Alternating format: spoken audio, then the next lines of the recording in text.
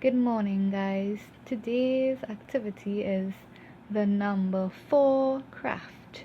You will need a blank piece of paper, marker, scissors, a popsicle stick or any type of stick, and 2 construction paper.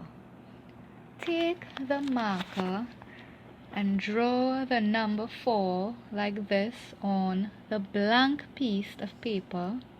Then you are to write raindrops next to the number 4. So you have 4 raindrops.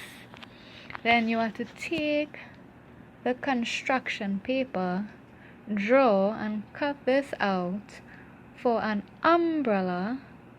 Then you have to take another construction paper and draw and cut out 4 raindrops like this.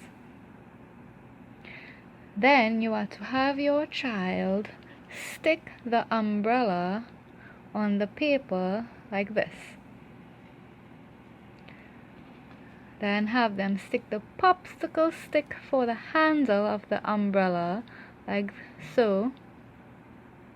If you do not have a popsicle stick, you can use any type or a thin long stripe of paper if you'd like. Then you are to have your child stick the raindrops like this. Have them count it 1, 2, 3, 4.